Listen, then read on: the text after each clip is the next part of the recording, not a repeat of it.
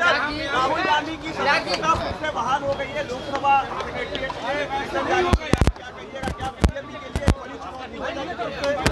चुनौती नहीं है, और ये भले जितना प्रयास जा रहा है इसको राजनीतिक विषय बनाने का, पर राहुल जी की सदस्यता का जाना या उनकी सदस्यता का वापस आना ये राजनीतिक विषय कभी रहा ही नहीं है। ये पूर्णतः न्यायिक प्रक्रिया का एक हिस्सा था। जब उनको सज़ा हुई वो भी न्यायिक प्रक्रिया के आधार पर उनको सज़ा दी गई। सज़ा के बाद जो प्रावधान थे उसमें उनकी सदस्यता को जाना था, इसीलिए माननीय स्पीकर के द्वारा उनकी सदस्यता ली गई। पर आज जैसे ही उनको मिली सज़ा पे रोक तो वापस उनकी सदस्यता बहाल कर दी गई। तो इसमें राजनीति या राजनीतिक दलों का कुछ लेना ही नहीं है। सर्विसेज बिल आज राज्यसभा में है। आम आदमी पार्टी कह रही है कि पावर छीना जा रहा है।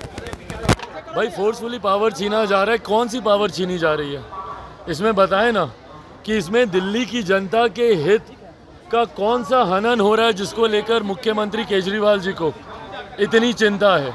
भाई ये पूर्णतः उनके द्वारा किए गए भ्रष्टाचारों को कवर अप करने के लिए मुख्यमंत्री परेशान है। जितना ट्रांसफर पोस्टिंग है भैया, जिस तरीके से इसको गोरख धंधा बना दिया गया, किस चीज़ को कवर अप करने के लिए? आपकी ट्रांसफ़र पोस्टिंग आप इसीलिए कराना चाहते हैं ना, ताकि शराब से जुड़ी जो नीतियां हैं उस पर पर्दा डाला जाए। आपने जो अपना शीश महल बनाया हुआ था उसके ऊपर पर्दा डाला जाए। विजिलेंस से जुड़े हुई फाइलें थी यहाँ पे।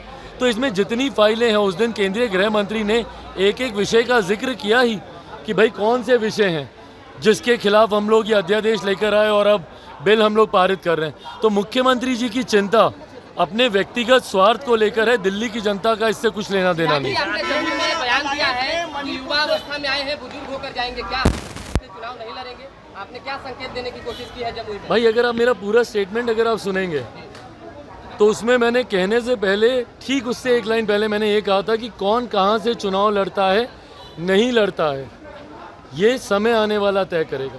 और समय तय करेगा मतलब गठबंधन के भीतर तय होगा, पार्टी तय करेगी। एक बात तो पूरी तरीके से तय है।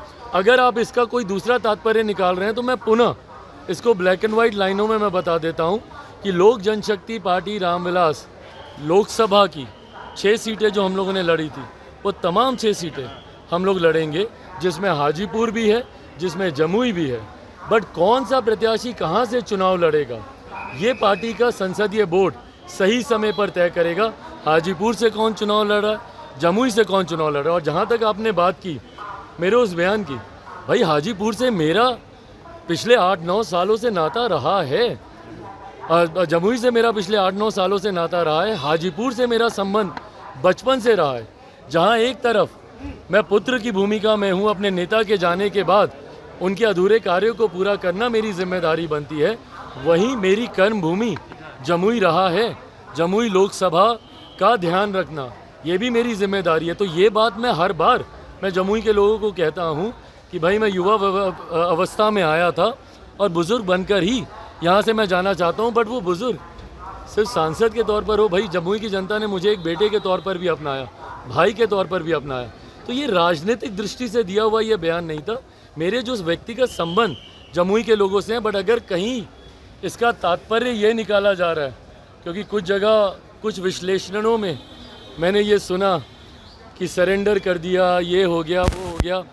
भाई मैं इन बातों को विवादित नहीं करना चाहता, क्योंकि गठबंधन के भीतर वाली बातें हैं और गठबंधन में तय होने के बाद सही समय पर इसको सार्वजनिक किया जाएगा। बट हाँ, ये भी उतना ही तय है कि हाजीपुर हो, जमुई हो, ये लोक जनशक्ति पार्टी रामविलास ही यहाँ से चुनाव लड़ेगी।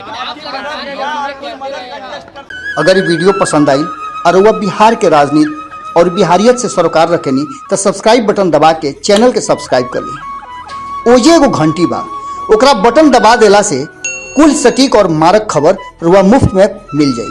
अगर रुआ पत्रकारिता के हमनी के नया प्रयोग में सहयोग कर चाहतानी तो ज्वाइन बटन दबा दी। पेटीएम नंबर नोट कर ली 9386816700। धन्यवाद।